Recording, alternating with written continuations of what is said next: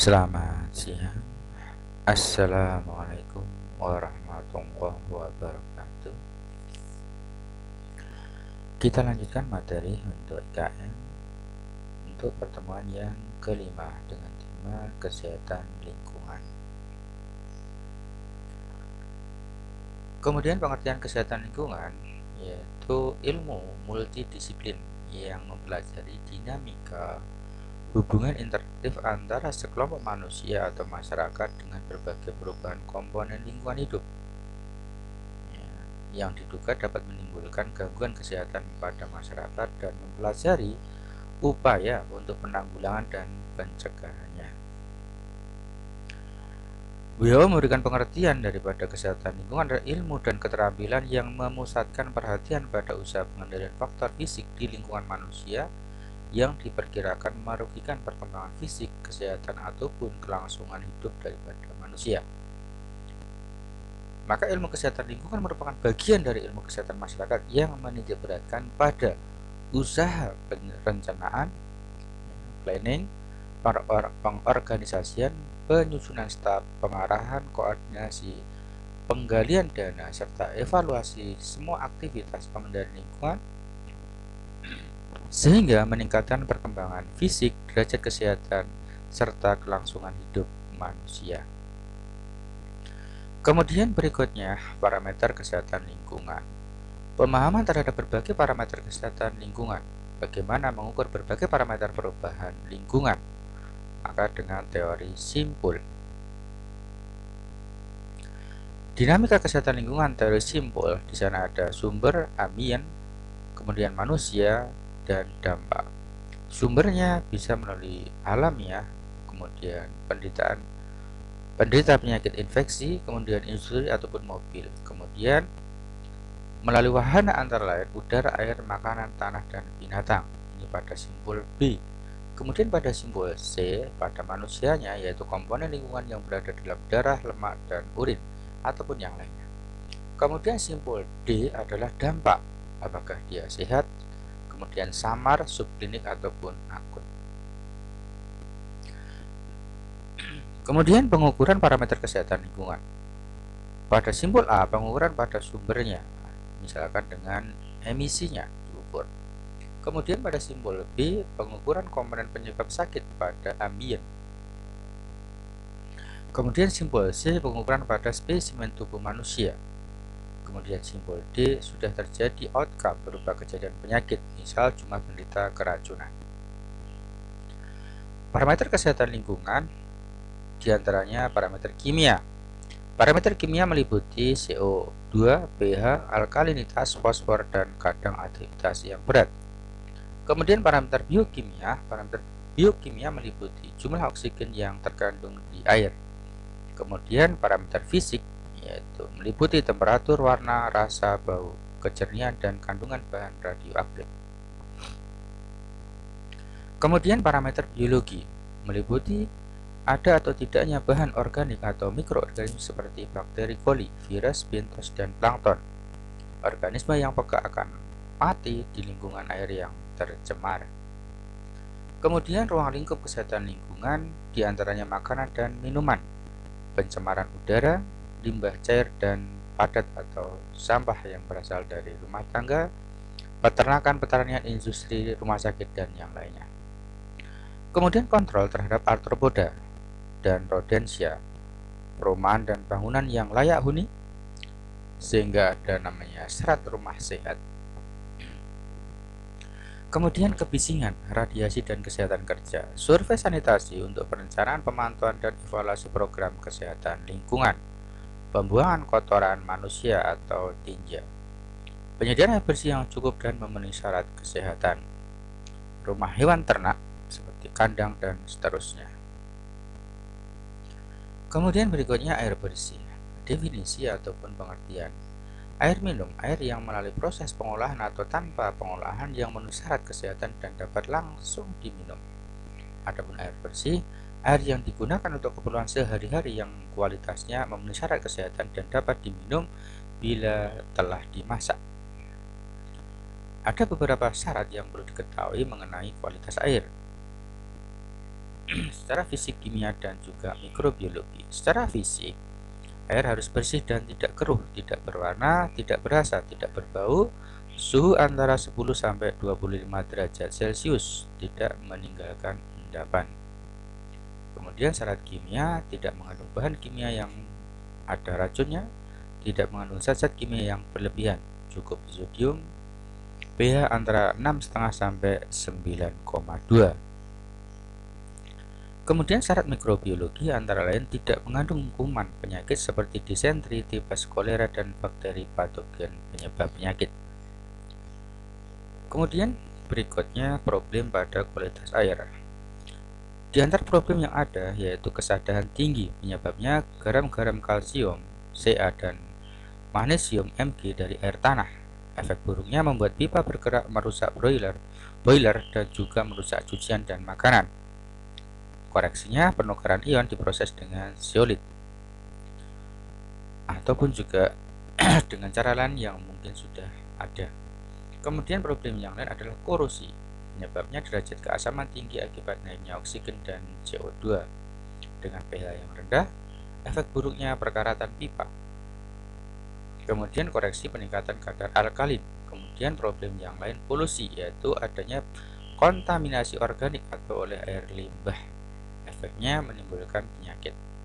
Kemudian problem yang lain warna, karena zat besi ya, maka dia efeknya merubah warna ya, pada baju ataupun pada alat.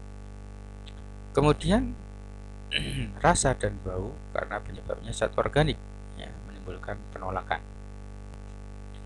Kemudian berikutnya air limbah.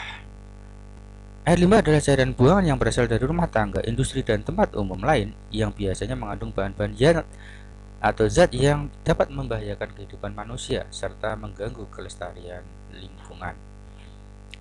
Kemudian sumber air limbah. Di antara sumber air limbah adalah rumah tangga. Sumber air limbah yang pertama di antaranya rumah tangga, contohnya air bekas cucian, air bekas masak dan mandi atau yang lainnya.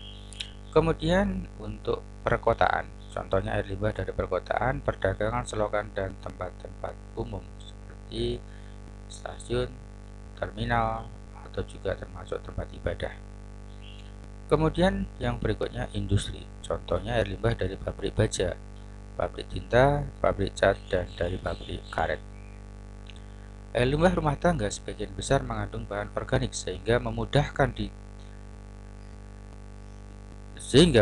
di dalam pengolahannya. Sebaliknya limbah industri lebih sulit pengolahannya karena mengandung pelarut mineral, logam berat, dan zat-zat organik lain yang bersifat toksik. Kemudian berikutnya karakteristik air limbah. Karakteristik fisik air limbah terdiri dari 99,9 itu adalah air, sedangkan padatannya hanya 0,1. Dalam bentuk suspensi padat yang volumenya bervariasi antara 100 sampai 5 mg per liter apabila volume suspensi padat kurang dari 100 mg per liter. Kemudian karakter kimianya. Air limbah biasanya bercampur dengan zat kimia anorganik yang berasal dari air limbah bersih dan zat organik dari limbah itu sendiri. Kemudian karakter bakteri. Bakteri patogen yang terdapat dalam air limbah biasanya termasuk golongan E. coli, sehingga E. coli sebagai indikator di laboratorium untuk melihat apakah sudah tercemar atau belum sebuah air tersebut. Kemudian air limbah atau kotor sumbernya bisa dari rumah tangga, bisa dari perusahaan, industri, ataupun yang lainnya, sehingga susunannya itu berbeda-beda. Misalkan dari rumah tangga, daripada cair gas, kemudian di air dalam bentuk bahan mengapung, terlarut, koloid, melayang, dan sebagainya. Kemudian wujud bahan pengotornya bisa pada cair ataupun gas. Kimiawi penyebab pengotoran air bisa benda organik dan anorganik. Kemudian ukur kadar O2-nya, COD-nya, BOD-nya, dan DOD dan DO.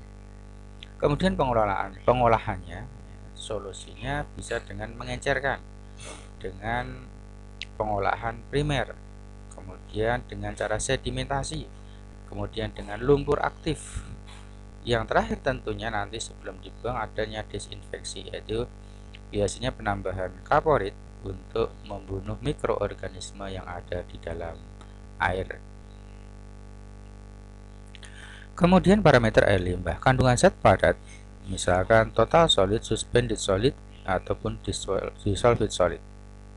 Kandungan zat organik, kemudian kandungan gas, kandungan bakteri, kandungan pH, dan suhu.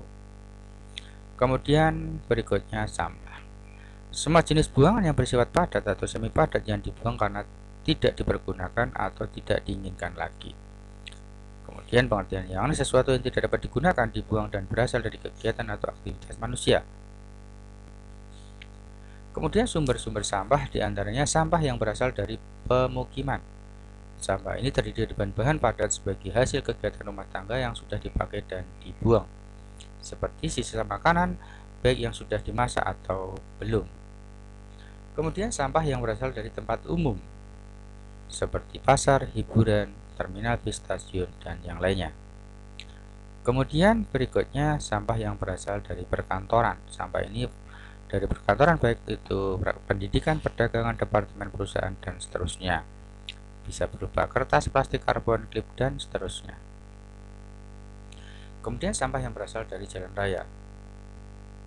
Sampah ini berupa kertas, kardus, debu, botol-botol ya, ataupun yang lainnya.